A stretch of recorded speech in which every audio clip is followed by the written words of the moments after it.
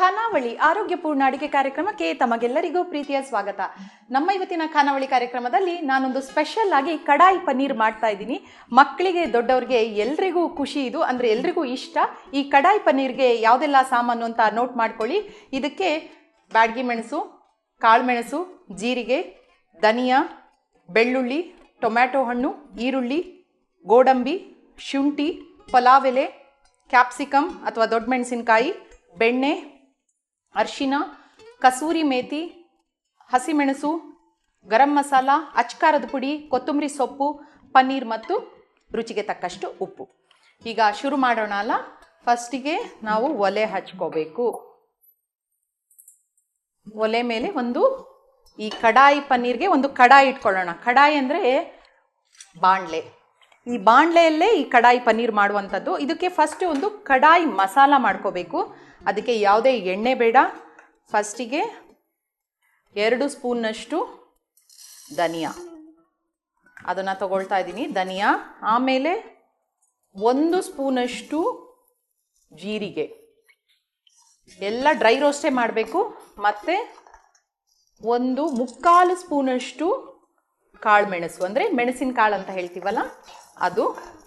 ಮತ್ತು ನಾನು ಬ್ಯಾಡಗಿ ಮೆಣಸು ತೊಗೊಂಡಿದ್ದೀನಿ. ಖಾರ ಬೇಕಾದವರು ಗುಂಟೂರು ಮೆಣಸು ತೊಗೊಂಡು ಮಾಡ್ಬೋದು. ಬ್ಯಾಡಗಿ ಮೆಣಸು 8ರಿಂದ 10 ಮೆಣಸು ತೊಗೊಂಡಿದ್ದೀನಿ. ಇದನ್ನು ಸ್ವಲ್ಪ ಡ್ರೈ ರೋಸ್ಟ್ ಮಾಡ್ಕೋಬೇಕು. ಇದಕ್ಕೆ ಬೇಕಾಗಿರುವಂಥ ಒಂದು ಕಡಾಯಿ ಮಸಾಲ ಅಂತ ಹೇಳ್ಬೋದು. ನಾವೆಲ್ಲ ಈಗ ಈ ಕಡಾಯಿ ಪನ್ನೀರು ಅಥವಾ ಬೇರೆ ಬೇರೆ ಏನೇನು ಮಸಾಲನ ಅಥವಾ ಈ ಗ್ರೇವಿ ಐಟಮ್ ಎಲ್ಲ ಹೋಟ್ಲಲ್ಲಿ ಮಾತ್ರ ಸಿಗುತ್ತೆ ಅಂತ ಯೋಚನೆ ಮಾಡಿರ್ತೀವಿ. ಹೋಟ್ಲಲ್ಲಿ ತುಂಬ ಹಣ ಕೊಟ್ಟು ನಾವು ಅದನ್ನು ಹೋಟ್ಲಿಗೆ ಹೋಗಿ ತಿಂತೀವಿ, ಮಕ್ಕಳನ್ನ ಕರ್ಕೊಂಡು ಹೋಗ್ತೀವಿ. ಆದರೆ ತುಂಬ ಸಿಂಪಲ್ಲಾಗಿ ಮನೆಯಲ್ಲೇ ಮಾಡ್ಕೊಬೋದಂತ ಇದು ಹೋಟೆಲ್ ಸ್ಟೈಲ್ ಅಂತಲೇ ಹೇಳ್ಬೋದು. ಹೋಟೆಲ್ ಸ್ಟೈಲಿನ ಕಡಾಯಿ ಪನ್ನೀರ್. ಇದಿವಾಗ ನೋಡಿ ಸ್ವಲ್ಪ ಅರೋಮಾ ಅಂದರೆ ಪರಿಮಳ ಬರ್ತಾ ಇದೆ. ಸ್ವಲ್ಪ ಡ್ರೈ ಆಗೇ ಹುರಿಬೇಕು. ಸ್ವಲ್ಪ ಎಲ್ಲ ಬಿಸಿ ಆದಮೇಲೆ ಆಫ್ ಮಾಡಿಬಿಡೋಣ. ಆಯಿತು, ಸ್ವಲ್ಪ ಬಣ್ಣ ಆಗತ್ತೆ, ಸಾಕಾಗುತ್ತೆ. ಇದನ್ನೇನು ಮಾಡೋದು ಅಂದರೆ ಇದು ಸ್ವಲ್ಪ ತಣ್ಣಗಾದ್ಮೇಲೆ ಮಿಕ್ಸಿ ಮಾಡ್ಕೋಬೇಕು. ಸ್ವಲ್ಪ ಮಿಕ್ಸಿಗೆ ಹಾಕಿಟ್ಬಿಡ್ತೀನಿ. ಸಣ್ಣ ಮಿಕ್ಸಿ ಜಾರ್ ತಗೊಳ್ಳೋಣ. ಮಿಕ್ಸಿ ಜಾರ್ಗೆ ಹಾಕ್ಕೊಂಡು ಇದನ್ನು ಪುಡಿ ಮಾಡ್ಕೋಬೇಕು. ಯಾಕಂದರೆ ನಾನು ಯಾಕೆ ಇದನ್ನೆಲ್ಲ ಫ್ರೆಶ್ ಆಗಿ ತೊಗೊಂಡೆ ಅಂದರೆ, ಈಗ ಧನಿಯಾ ಪೌಡರು, ಜೀರಾ ಪೌಡರ್ ಹಾಕಿದರೆ ಈ ರುಚಿ ಬರಲ್ಲ. ನಾವು ಫ್ರೆಶ್ ಆಗಿ ಇದನ್ನು ರೆಡಿ ಮಾಡ್ಕೋಬೇಕು. ಅದು ಪುಡಿ ಮಾಡೋದಕ್ಕಿಂತ ಮುಂಚೆ ಅದಕ್ಕಂದ್ರೆ ಬಿಸಿ ಇದೆ, ಸ್ವಲ್ಪ ತಣ್ಣಗಾಗಲಿ. ಇನ್ನೊಂದು ಮಸಾಲ ರೆಡಿ ಮಾಡ್ಕೊ. ಅದೇ ಬಾಣಲಿ ತಗೋತಾ ಇದ್ದೀನಿ. ಬಾಣಲಿಗೆ ಸ್ವಲ್ಪ ಎಣ್ಣೆ, ಚೂರು 1-2 ಸ್ಪೂನಷ್ಟು ಎಣ್ಣೆ ತಗೊಂಡೆ. ಇದಕ್ಕೆ 2-3 ಇಂಚಿನಷ್ಟು ಅಂತ ಹೇಳ್ಬೋದು ಶುಂಠಿ, ಅದು ತಗೊಳ್ಳೋಣ. ಶುಂಠಿ ಆದಮೇಲೆ ಸುಮಾರು ಯಾಕಂದರೆ ಗ್ರೇವಿ ಸ್ವಲ್ಪ ಜಾಸ್ತಿ ಬೇಕು ಅಂತ ಹೇಳಿ ನಾನು ಸ್ವಲ್ಪ ಜಾಸ್ತಿನೇ ಹಾಕ್ತಾ ಇದ್ದೀನಿ, ಯಾಕಂದರೆ ಗ್ರೇವಿಗೆ ಚೆನ್ನಾಗಿ ಬರುತ್ತೆ. ಬೆಳ್ಳುಳ್ಳಿ ತೊಗೊಂಡಿದ್ದೀನಿ, 1/4 ಕಪ್ಗಿಂತ ಸ್ವಲ್ಪ ಜಾಸ್ತಿನೇ. ಓಕೆ, ಅದನ್ನು ಸ್ವಲ್ಪ ಪರಿಮಳ ಬರೋವರೆಗೆ ಹುರಿಯೋಣ. ಅದು ಹುರಿದಾದ್ಮೇಲೆ ಸ್ವಲ್ಪ ಕಲರ್ ಚೇಂಜ್ ಆಗ್ತಾ ಇದೆ. ಇದು ದೊಡ್ಡದಾಗಿ ಕಟ್ ಮಾಡಿರುವಂತಹ ಈರುಳ್ಳಿ ತಗೋತಾ ಇದ್ದೀನಿ. ಇದಕ್ಕೇನು ತುಂಬ ಸಣ್ಣದಾಗಿ ಈಗ ಮಾಡುವಂಥ ಏನು ಪೇಸ್ಟ್ ಮಾಡ್ಕೊತೀನಿ ಇದನ್ನು, ಅದಕ್ಕೆ ಸಣ್ಣದಾಗಿ ಕಟ್ ಮಾಡಬೇಕಂತ ಇಲ್ಲ. ದೊಡ್ಡದಾಗಿಯೇ ಕಟ್ ಮಾಡಿರುವಂಥ ಈರುಳ್ಳಿನ ಚೆನ್ನಾಗಿ ಹುರಿಬೇಕು. ಸ್ವಲ್ಪ ಗೋಲ್ಡನ್ ಬ್ರೌನ್ ಆಗಲಿ. ನೋಡಿ, ಈ ಥರ ಸ್ವಲ್ಪ ಕಲರ್ ಚೇಂಜ್ ಆಗಿದೆ, ಹೊಂಬಣ್ಣಕ್ಕೆ ತಿರುಗಿದೆ. ಈಗೇನು ಮಾಡೋಣ, ಒಂದು 10 ಗೋಡಂಬಿನ ತಗೊಳ್ಳೋಣ. ಗೋಡಂಬಿ ಯಾಕೆ ಅಂತ ಹೇಳಿದ್ರೆ ಅದ್ರದ್ದು ಪರಿಮಳನೂ ಚೆನ್ನಾಗಿರುತ್ತೆ, ಗ್ರೇವಿ ಚೆನ್ನಾಗಿ ಬರುತ್ತೆ ಅಂದ್ಬಿಟ್ಟು 10 ಗೋಡಂಬಿ ತೊಗೊಂಡಿದ್ದೀನಿ. ಅದೊಂಚೂರು ಫ್ರೈ ಆಗಲಿ. ಮತ್ತು 1 ಬೌಲಷ್ಟು ದೊಡ್ಡದಾಗಿ ಹೆಚ್ಚಿರುವ, ಇದಕ್ಕೇನು ಸಣ್ಣಕ್ಕೆ ಕೊಚ್ಚಬೇಕು ಅಂತ ಇಲ್ಲ, ಟೊಮ್ಯಾಟೊ. ಓಕೆ, ಇದನ್ನು ಚೆನ್ನಾಗಿ ಈರುಳ್ಳಿ ಜೊತೆ ಇದು ಕೂಡ ಹುರಿಬೇಕು. ತುಂಬ ಏನು ಇದಕ್ಕೆ ನಾನು ಎಣ್ಣೆ ಹಾಕಿಲ್ಲ. ಇದು ಯಾವ ಥರ ಅಂದರೆ ಸ್ವಲ್ಪ ಚೆನ್ನಾಗಿ ಬೇಯಬೇಕು, ಯಾಕಂದರೆ ಇದನ್ನು ನಾನು ಪೇಸ್ಟ್ ಮಾಡಬೇಕು. ಇದು ಈರುಳ್ಳಿ ಮತ್ತು ಟೊಮ್ಯಾಟೊ ಇದು ಕೂಡ 1-2 ನಿಮಿಷ ಚೆನ್ನಾಗಿ ಹುರಿಬೇಕು. ಇನ್ನೂ ಒಂಥರ ಮುದ್ದೆ ಥರ ಆಗಬೇಕು. ನೋಡಿ, ಈ ಥರ ಇದು ಚೆನ್ನಾಗಿ ಬೇಯಬೇಕು. ಓಕೆ, ಬೇಯಬೇಕಿದು. ಆಫ್ ಮಾಡಿಬಿಡ್ತೀನಿ. ಇದನ್ನ ತಣ್ಣಗಾದ ಮೇಲೆ ಇದನ್ನ ರುಬ್ಬಿ ನೀರು ಹಾಕದೆ ಬೇಕಾದರೆ ಸ್ವಲ್ಪ ನೀರು ಹಾಕ್ಬಿಟ್ಟು ಪೇಸ್ಟ್ ಥರ ರುಬ್ಬಬೇಕು. ಆಮೇಲೆ ಇದು ನಾನು ಆವಾಗ ಹುರ್ಕೊಂಡಿರುವಂಥ ಮಸಾಲೆ, ಇದು ಈಗ ತಣ್ಣಗಾಗಿದೆ, ಇದನ್ನ ನಾನು ಪುಡಿ ಮಾಡಬೇಕು. ಓಕೆ, ಇದನ್ನು ಪೇಸ್ಟ್ ಮಾಡಿ ಇದನ್ನು ಪುಡಿ ಮಾಡಿ ಇಟ್ಕೊಳ್ತೀನಿ. ಈಗ ನಾನು ಹೇಳಿದಾಗ ಇದನ್ನು ಪುಡಿ ಮಾಡ್ಕೊಂಡಿದ್ದೀನಿ ನೋಡಿ. ಫಸ್ಟು ನಾನು ಮಸಾಲೆ ಏನು ಹುರ್ಕೊಂಡೆ ಅದು ಈ ಥರ ಪುಡಿಯಾಗಿದೆ. ಆಮೇಲೆ ನಾನು ಹೇಳಿದೆ ಮತ್ತು ಈರುಳ್ಳಿ ಮತ್ತು ಟೊಮ್ಯಾಟೊ ಹುರ್ಕೊಂಡಿರೋದನ್ನು ಈ ಥರ ಪೇಸ್ಟ್ ಥರ ಆಗಬೇಕದು. ಆ ಪೇಸ್ಟ್ ಕೂಡ ಮಾಡ್ಕೊಂಡಿದ್ದೀನಿ. ಈಗ ಮತ್ತೊಂದು ಸಲ ಇನ್ನೊಂದು ಪ್ರೋಸೆಸ್ ಇದೆ. ಇದೇನೆಂದರೆ ಒಲೆ ಹಚ್ಚಿ ನೋಡಿ, ಕಡಾಯಿ ಪನ್ನೀರ್ಗೆ ನಾನು ಒಂದೇ ಕಡಾಯಿ ಯೂಸ್ ಮಾಡ್ತಾ ಇರೋದು. ಒಂದೇ ಕಡಾಯಲ್ಲಿ ಮೂರು ಸತಿ ಹುರಿಯೋದು, ಅದೇ ತೆಗೆಯೋದು. ನಾವು ಮನೇಲೆಲ್ಲ ಏನು ಮಾಡ್ತೀವಿ ಅಂದರೆ ಎಲ್ಲದಕ್ಕೂ ಬೇರೆ ಬೇರೆ ಉಪಯೋಗಿಸ್ಬಿಟ್ಟು ಪಾತ್ರೆ ಜಾಸ್ತಿ ಮಾಡ್ಕೊಳ್ತೀವಿ. ಆಮೇಲೆ ಅಯ್ಯೋ ಇಷ್ಟೊಂದು ಪಾತ್ರೆ ಇದೆಯಲ್ಲ ಅಡುಗೆ ಮಾಡೋದಕ್ಕೆ ಬೇಜಾರು ಅಂತ ಅನಿಸುತ್ತೆ. ಆದ್ದರಿಂದ ಒಂದೇ ಕಡಾಯಿ ಯೂಸ್ ಮಾಡ್ತಾ ಇದ್ದೀನಿ. ಇದಕ್ಕೆ ಬೆಣ್ಣೆ ಹಾಕ್ಕೋಬೇಕು. ನಾನೀಗ ಒಂದು ಸ್ಲೈಸ್ ಅಷ್ಟು ಬೆಣ್ಣೆ ನಿಮ್ಮ ರುಚಿಗೆ ಅನುಕೂಲವಾಗಿ ಅಂದರೆ ಇದ್ದರೆ ಹಾಕ್ಕೋಬೋದು, ಬೇಡ ಬೆಣ್ಣೆ ಉಪಯೋಗಿಸಲ್ಲ ಅಂದರೆ ಎಣ್ಣೆನೂ ಹಾಕ್ಕೋಬೋದು. ಆದರೆ ಈ ಪನ್ನೀರ್ಗೆ ಬೆಣ್ಣೆ ಹಾಕಿದರೆ ಅದ್ರ ಪರಿಮಳ ಚೆನ್ನಾಗಿರುತ್ತೆ. ಬೆಣ್ಣೆ ಕರಗ್ತಾ ಇದೆ. ಈ ಪಲಾವ್ ಎಲೆ ಅಂತ ಸಿಗುತ್ತಲ್ಲ ಅದನ್ನು ತೊಗೊಂಡು ಒಂದೆರಡು ಪಲಾವ್ ಎಲೆನ ಅದಕ್ಕೆ ಹಾಕ್ತಾ ಇದ್ದೀನಿ. ಬೆಣ್ಣೆ ಕರಗ್ತಾ ಇದೆ, ಪರವಾಗಿಲ್ಲ ಹಾಕ್ಬೋದು. ಮತ್ತು ಹಸಿಮೆಣಸನ್ನು ಸಣ್ಣದಾಗಿ ಸೀಳ್ಕೊಂಡಿದ್ದೀನಿ. ಅದನ್ನು ನಿಮ್ಮ ಏನದು ಖಾರಕ್ಕೆ ಎಷ್ಟು ಬೇಕೋ ಅಷ್ಟು ಹಾಕ್ಕೋಬೋದು. ನಾನೊಂದು 3 ಹಸಿಮೆಣಸನ್ನು ಸೀಳ್ಕೊಂಡು ಅದನ್ನು ಹಾಕ್ತಾಯಿದ್ದೀನಿ ನೋಡಿ. ಬೆಣ್ಣೆ ಒಂಥರ ಒಳ್ಳೆ ಪರಿಮಳ ಕೊಡುತ್ತೆ. ಮತ್ತು ಅಪರೂಪಕ್ಕೆ ಬೆಣ್ಣೆ ಎಲ್ಲ ತಿಂದರೆ ಅದು ಒಂದು ಬೇರೆ ಫ್ಲೇವರ್ ಕೊಡುತ್ತೆ. ದಿನ ಏನು ನಾವು ಬೆಣ್ಣೆ ಹಾಕ್ಕೊಂಡು ಅಡುಗೆ ಮಾಡಲ್ಲ, ಎಣ್ಣೆನೇ ಉಪಯೋಗಿಸ್ತೀವಿ. ಆದ್ದರಿಂದ ಅಪರೂಪಕ್ಕೆ ಬೆಣ್ಣೆ ಹಾಕ್ಕೊಳ್ಬೋದು. ನಿಮ್ಗೆ ಇಷ್ಟ ಬಂದರೆ ಜಾಸ್ತಿ ಅಥವಾ ಕಡಿಮೆ ಏನು ಬೇಕಾದರೂ ಮಾಡ್ಕೊಬೋದು. ಮತ್ತು ಕಸೂರಿ ಮೇಥಿ, ಅದು ಈ ಮೆಂತ್ಯ ಸೊಪ್ಪನ್ನು ಒಣಗಿಸಿ ಡ್ರೈ ಮಾಡಿ ನಿಮಗೆ ಅಂಗಡಿಗಳಲ್ಲಿ ಸಿಗುತ್ತೆ, ಮನೇಲಾದರೆ ಮಾಡ್ಕೊಬೋದು. ಅದನ್ನು ಹಾಕಿದ್ರೆ ಅದು ಒಂದು ಒಳ್ಳೆಯ ಘಮ ಕೊಡುತ್ತೆ. ಮತ್ತು ಮೆಂತ್ಯ ಸೊಪ್ಪು ಆರೋಗ್ಯಕ್ಕೆ ಒಳ್ಳೆಯದು ಕೂಡ. ಆಮೇಲೆ 1 ಕಪ್ಪಿನಷ್ಟು ಸಣ್ಣದಾಗಿ ಕಟ್ ಮಾಡಿರುವಂತಹ ಈರುಳ್ಳಿ ಚಿಕ್ಕದಾಗಿ ಕೊಚ್ಕೊಂಡಿದ್ದೀನಿ. ಅದನ್ನು ಸ್ವಲ್ಪ ಹುರ್ಕೊಂಡು, ಹಾಗೆ ಕ್ಯಾಪ್ಸಿಕಮ್ ಕೂಡ, ಅಂದರೆ ನಿಮಗೆ ಕ್ಯಾಪ್ಸಿಕಮ್ ಮನೇಲಿಲ್ಲ, ಅಯ್ಯೋ ಮಾಡೋಕ್ಕಾಗುತ್ತೋ ಇಲ್ಲೋ ಅಂತ ಯೋಚನೆ ಮಾಡಬೇಡಿ. ಈ ಕ್ಯಾಪ್ಸಿಕಮ್ ಇಲ್ಲದೇ ಇದ್ರೂ ಮಾಡ್ಬೋದು. ನಾನಾದರೆ ಕ್ಯಾಪ್ಸಿಕಮ್ ಪೀಸಸ್ ನಮಗೆ ತಿನ್ನುವಾಗ ಚೆನ್ನಾಗಿ ಒಂದು ಒಳ್ಳೆಯ ಘಮ ಕೊಡುತ್ತೆ, ಅಂದರೆ ರುಚಿ ಬರುತ್ತೆ ಅಂದ್ಬಿಟ್ಟು ಅದನ್ನು ಹಾಕ್ತಾ ಇದ್ದೀನಿ. ನಾನು ಹೇಳಿದಾಗೆ ಈಗ ರೆಸ್ಟೋರೆಂಟ್ ಹೋಟ್ಲಲ್ಲೆಲ್ಲ ಈ ಥರ ಮಾಡಿರ್ತಾರೆ, ಹಾಗಾಗಿ ಅದು ಒಳ್ಳೆ ರುಚಿಯಾಗುತ್ತೆ. ಮನೇಲಿ ನಾವು ಎಷ್ಟೋ ಸತಿ ಅಯ್ಯೋ ನಾವು ಮನೇಲಿ ಮಾಡಿದಾಗ ರುಚಿನೇ ಇರಲ್ವಲ್ಲ, ಅಥವಾ ಆ ಥರ ಏನು ಪ್ರೋಸೆಸ್ ಅದು ಅಂತ ಎಷ್ಟೋ ಜನಕ್ಕೆ ಅನ್ನಿಸ್ತಾ ಇರುತ್ತೆ. ಇದೇ ಪ್ರೋಸೆಸ್ಸು ಇದೇ ವಿಧಾನದಲ್ಲಿ ಹೋಟ್ಲಲ್ಲೆಲ್ಲ ಮಾಡಿರ್ತಾರೆ, ಅದು ನಾವು ಮನೆಯಲ್ಲೇ ಮಾಡ್ಕೊಂಡು ತಿನ್ನೋಣ ಅಂತ ನಾನು ಇದನ್ನು ಮಾಡ್ತಾ ಇದ್ದೀನಿ.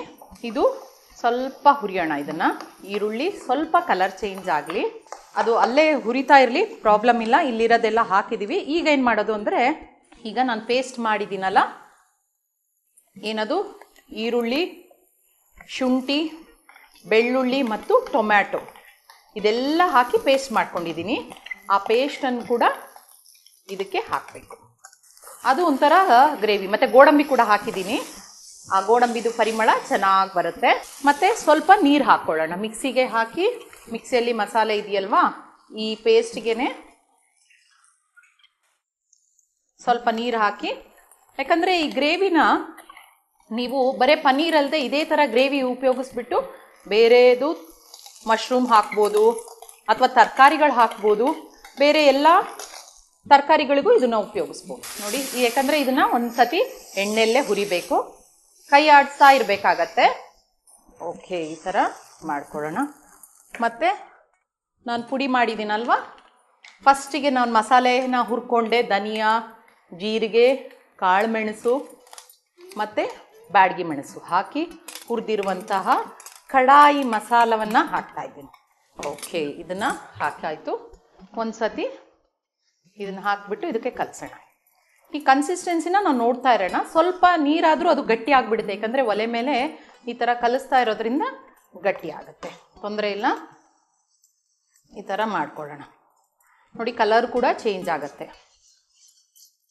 ಸ್ವಲ್ಪ ಬೇಕಾದರೆ ಫ್ಲೇಮ್ ಜಾಸ್ತಿ ಮಾಡಿಕೊಂಡು ಇದಕ್ಕೆ ಇನ್ನೊಂದು ಸ್ವಲ್ಪ ನೀರು ಹಾಕ್ಕೋಬಹುದು. ಇನ್ನೊಂಚೂರು ನೀರು ಹಾಕ್ಕೊಂಡ್ಬಿಡ್ತೀನಿ. ಮಸಾಲೆ ಸ್ವಲ್ಪ ಜಾಸ್ತಿ ಇದೆ, ಹಾಗಾಗಿ ಸ್ವಲ್ಪ ನೀರು ಹಾಕಿದ್ರೂ ತೊಂದರೆ ಇಲ್ಲ. ಇದು ಸ್ವಲ್ಪ ಕುದಿಸ್ಬೇಕು. ಏನದು ಕುದಿಯುತ್ತಾ ಇರುತ್ತೆ, ಸ್ವಲ್ಪ ಎಣ್ಣೆ ಬಿಟ್ಕೊಳ್ಳುತ್ತೆ, ಯಾಕಂದರೆ ಇದಕ್ಕೆ ಬೆಣ್ಣೆ ಹಾಕಿದ್ದೀನಿ. ಆ ಬೆಣ್ಣೆ ನಿಮಗೆ ಸುತ್ತಲೂ ಬಿಟ್ಕೊಂಡು ಬರುತ್ತೆ. ಅಷ್ಟು ಕುದಿಸ್ಬೇಕು ಇದನ್ನು. ಅದು ಕುದಿ ಬರ್ತಾ ಇರಲಿ. ಮತ್ತು ಇನ್ನೂ ಒಂದೆರಡು ಐಟಮ್ ಹಾಕೋಕ್ಕಿದೆ ಇದಕ್ಕೆ. ಆಲ್ರೆಡಿ ನಾನು ಕಾಳು ಮೆಣಸು ಹಾಕಿದ್ದೀನಿ. ಸ್ವಲ್ಪ ಒಂದು ಚಿಟಿಕೆಯಷ್ಟು ಖಾರದ ಪುಡಿ ಹಾಕೋಣ. ಅದು ಕಲರ್ ಕೊಡುತ್ತೆ, ಸ್ವಲ್ಪ ರುಚಿನೂ ಬರುತ್ತೆ. ಅದನ್ನು ಹಾಕೋಣ. ಮತ್ತು ಗರಂ ಮಸಾಲ 1 ಸ್ಪೂನಷ್ಟು ಗರಂ ಮಸಾಲ ಹಾಕಿದೆ. ಅದನ್ನು ಹಾಕಿನೂ ಕಲಸೋಣ. ಇದು ಸ್ವಲ್ಪ ಕುದೀತಾ ಇದೆ. ಯಾಕಂದರೆ ಆಮೇಲೆ ಇನ್ನೊಂದು ಇದು ಕ್ವಾಂಟಿಟಿ ಸ್ವಲ್ಪ ಕಡಿಮೆ ಆಗ್ತಾ ಹೋಗುತ್ತೆ. ಅಷ್ಟು ಮಾಡಬೇಕಿದು. ಯಾಕಂದರೆ ತುಂಬ ಮಸಾಲೆಗಳು ಹಾಕಿದ್ದೀವಿ, ಎಣ್ಣೆ ಬಿಟ್ಕೊಳ್ತಾ ಹೋಗುತ್ತೆ ಸೈಡಿಂದ. ಅದು ಒಂದು ಸ್ವಲ್ಪ ಕುದಿಬೇಕು. ಈಗ ಅದು ಚೆನ್ನಾಗಿ ನೋಡಿ, ಈ ಥರ ನಾನು ಹೇಳಿದಾಗೆ ಈ ಬಾಣಲೆಯಿಂದ ಮಸಾಲೆ ಬಿಟ್ಕೊಂಡು ಬರ್ತಾ ಇದೆ. ಬೇಕು ಅಂದರೆ ಇನ್ನೊಂದು ಸ್ವಲ್ಪ ನೀರು ಬೇಕಾಗತ್ತೆ ಇದಕ್ಕೆ. ಯಾಕಂದರೆ ಸ್ವಲ್ಪ ಗ್ರೇವಿಗೆ ನೀರು ಬೇಕು. ಆಮೇಲೆ ತಣ್ಣಗಾದ್ಮೇಲೂ ಸ್ವಲ್ಪ ಗಟ್ಟಿ ಆಗುತ್ತೆ, ಆದ್ದರಿಂದ ಸ್ವಲ್ಪ ನೀರು ಹಾಕಿದೆ ಸಾಕಾಗುತ್ತೆ. ಅದು ಒಲೆ ಮೇಲೆ ಸಿಮ್ಮಲ್ಲೇ ಮಾಡ್ತಾ ಇದ್ದೀನಿ, ಒಲೆ ಹಚ್ಕೊಂಡೇ ಇದ್ದೀನಿ. ಈಗ ರುಚಿಗೆ ತಕ್ಕಷ್ಟು ಉಪ್ಪು, ಎಷ್ಟು ಉಪ್ಪು ಬೇಕೋ ನೋಡಿಕೊಂಡು ಹಾಕ್ಬಿಡೋಣ. ಓಕೆ. ಮತ್ತು ಅರಿಶಿಣದ ಪುಡಿ ಇಲ್ಲದೇ ಇದ್ದರೆ ಅಡುಗೆನೇ ಇಲ್ಲ ಅನ್ನುವಾಗೆ ಒಂದು ಚಿಟಿಕೆಯಷ್ಟು ಅರಿಶಿಣ ಹಾಕಿದೆ. ಮತ್ತು ಇದನ್ನು ಹೀಗೆ ಇನ್ನೊಂದು ಸತಿ ಕಲಸೋಣ, ಎಲ್ಲ ಉಪ್ಪೆಲ್ಲ ಮಿಕ್ಸ್ ಆಗಲಿ. ಈಗ ಈ ಪನ್ನೀರ್ ಏನು ಮಾರ್ಕೆಟಲ್ಲಿ ಸಿಗುತ್ತೆ ಪನ್ನೀರ್ ಅಂತ, ಅದನ್ನು ಒಂದೊಂದು ಸತಿ ನಿಮಗೆ ಕ್ಯೂಬ್ಸ್ ಆಗಿ ಸಿಗುತ್ತೆ, ಅಥವಾ ಒಂದೊಂದು ಸತಿ ನಿಮಗೆ ಫ್ಲ್ಯಾಟಲ್ಲಿ ಸಿಗುತ್ತೆ. ಅದನ್ನು ಈ ಥರ ಕ್ಯೂಬ್ಸ್ ಥರ ಕಟ್ ಮಾಡ್ಕೋಬೇಕು. ಹೆಚ್ಚಾಗಿ ಎಲ್ಲರೂ ಮಾಡ್ತಾ ಇರ್ತಾರೆ, ಗೊತ್ತಿಲ್ಲದಿದ್ದವ್ರಿಗೆ ನಾನು ಈ ಥರ ಒಂದು ಇನ್ಫಾರ್ಮೇಷನ್ ಕೊಡ್ತಾ ಇದ್ದೀನಿ. ಮತ್ತು ಪನ್ನೀರು ಆರೋಗ್ಯಕ್ಕೆ ಒಳ್ಳೆಯದು ಕೂಡ. ಯಾಕಂದರೆ ಇದರಲ್ಲಿ ಇದು ರಿಚ್ ಇನ್ ಪ್ರೋಟೀನ್ಸ್ ಅಂತ ಹೇಳ್ತಾರೆ. ಮಕ್ಕಳಿಗೆ ಎಲ್ರಿಗೂ ಇದು ಆರೋಗ್ಯಕ್ಕೆ ಒಳ್ಳೆಯದು. ಬೋನ್ಸಿಗೆ, ಚರ್ಮಕ್ಕೆ, ಎಲ್ಲದಕ್ಕೂ ಒಳ್ಳೆಯದು. ಹಾಗಾಗಿ ಪನ್ನೀರ್ ಸೇವನೆ ಅವಾಗವಾಗ ಮಾಡ್ತಾಯಿದ್ರೆ ಆರೋಗ್ಯಕ್ಕೆ ಒಳ್ಳೆಯದೇ. ಈ ಥರ ಪನ್ನೀರ್ ಹಾಕಿದ್ದೀನಿ. ಇದನ್ನು ನಾವೇನು ಮಾಡಬೇಕು ಅಂದರೆ, ಯಾಕಂದರೆ ಪನ್ನೀರಿಗೆ ಆ್ಯಕ್ಚುಲಿ ನಿಜ ಹೇಳ್ಬೇಕಂದ್ರೆ ಅದು ಆ ಟೆಕ್ಸ್ಚರ್ ಅಂತ ನಾವೇನು ಹೇಳ್ತೀವಿ ಅದರಲ್ಲೇ ರುಚಿ ಇರೋದು. ಅದರಲ್ಲಿ ಏನು ಮಸಾಲೆ ಇರಲ್ಲ, ಸಪ್ಪೆ ಇರುತ್ತೆ. ನಾವು ಯಾವ ಮಸಾಲೆ ಹಾಕ್ತೀವೋ ಅದರಿಂದನೇ ಅದಕ್ಕೊಂದು ರುಚಿ ಬರೋದು. ಪನ್ನೀರ್ ಹಾಕಿದ್ದೀನಿ. ಈಗೇನು ಮಾಡಬೇಕು ಅಂದರೆ ಒಂದು 2 ನಿಮಿಷ ಇದನ್ನು ಮುಚ್ಚಿಡಬೇಕು. ಅವಾಗ ಏನಾಗುತ್ತೆ, ಆ ಪನ್ನೀರ್ ಇದೆಯಲ್ಲ ಆ ಮಸಾಲೆನ ಹೀರ್ಕೊಂಡು ರುಚಿ ಆಗುತ್ತೆ. ಒಂದು 2 ನಿಮಿಷ ಕಾಯೋಣ. 2 ನಿಮಿಷ ಆಗಿದೆ. ಈ ಥರ ಸ್ವಲ್ಪ ಗಟ್ಟಿಯಾಗಿ ಒಂದಕ್ಕೊಂದು ಹೊಂದ್ಕೊಂಡಿರುತ್ತೆ. ಈಗೇನು ಮಾಡೋಣ, ಕೊತ್ತಂಬರಿ ಸೊಪ್ಪನ್ನ ಸಣ್ಣಾಗಿ ಕಟ್ ಮಾಡ್ಕೊಂಡಿದ್ದೀನಿ.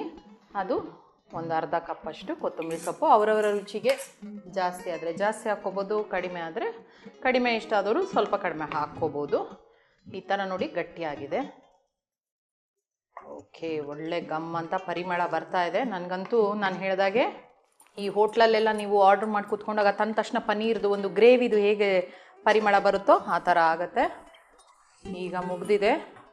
ನಾನು ಅದನ್ನು ಟೇಸ್ಟ್ ಮಾಡೋದಕ್ಕಂತ ಚಪಾತಿ ತಂದಿದ್ದೀನಿ. ಇದು ನಿಮ್ಗೆ ಗೊತ್ತಿರ್ಬೋದು. ಇದನ್ನು ಚಪಾತಿ ಜೊತೆ, ರೊಟ್ಟಿ ಜೊತೆ, ಇವನ್ ಗೀ ರೈಸ್ ಅಂತ ಏನು ಮಾಡ್ಕೊಳ್ತೇವೆ, ಸಿಂಪಲ್ ರೈಸ್ ಜೊತೆನೂ ತಿನ್ಬೋದು, ಅಥವಾ ಜೋಳದ ರೊಟ್ಟಿ ಯಾವುದ್ರ ಜೊತೆನೂ ಇದನ್ನು ನಂಚ್ಕೊಂಡು ತಿನ್ಬೋದು. ನಾನು ಚಪಾತಿ ತಂದಿದ್ದೀನಿ. 1, 2 ಪನ್ನೀರ್ ತೊಗೊಳ್ಳೋಣ. ಪನ್ನೀರು ನನ್ನ ಫೇವ್ರೇಟೇ, ಹಾಗೆ ಎಲ್ರಿಗೂ ಇಷ್ಟನೇ ಪನ್ನೀರು. ವಿಭೂತಿ ಹಚ್ಚೋದ್ರಿಂದ ಆಹಾರ ಪ್ರಸಾದ ಆಗುತ್ತೆ. ಓಕೆ, ಪ್ರಸಾದ ಮಾಡ್ಕೊಂಡಿದ್ದಾಗಿದೆ. ಇನ್ನು ಜಾಸ್ತಿ ಕಾಯೋದು ಬೇಡ, ಟೇಸ್ಟ್ ಮಾಡಿ ಹೇಳ್ತೀನಿ ಹೇಗಿದೆ ಅಂತ. ಬಿಸಿ ಬಿಸಿಯಾದ ಕಡಾಯಿ ಪನ್ನೀರ್.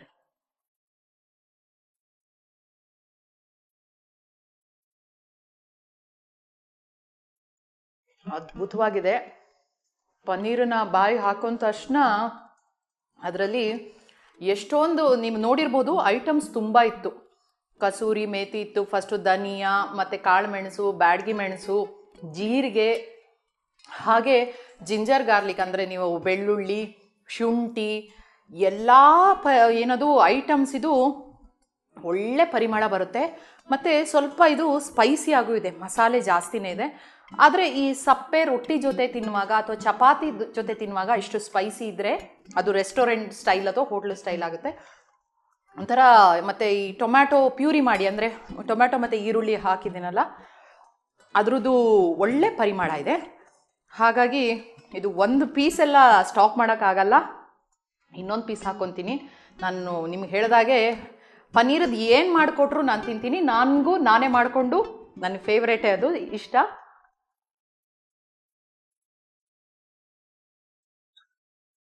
ಭಾಳ ರುಚಿಯಾಗಿದೆ.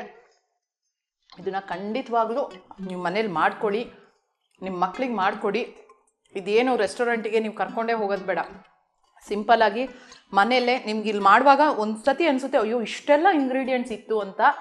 ಆದರೆ ಒಂದು ಸತಿ ಅದನ್ನು ನೀವು ಪ್ರಿಪ್ರೇಷನ್ ಮಾಡ್ಕೊಂಬಿಟ್ರೆ ನೀವು ಹೋಟ್ಲಿಗೂ ಹೋಗೋದು ಬೇಡ. ನಿಮ್ಮ ಮಕ್ಕಳಿಗೆಲ್ಲ ಪ್ರಿಯವಾದ ಕಡಾಯಿ ಪನ್ನೀರನ್ನು ನೀವು ಕೊಡ್ಬೋದು, ನಿಮಗೂ ಇಷ್ಟ ಆಗುತ್ತೆ ಅಂತ ನಾನು ಅಂದ್ಕೊಂಡಿದ್ದೀನಿ.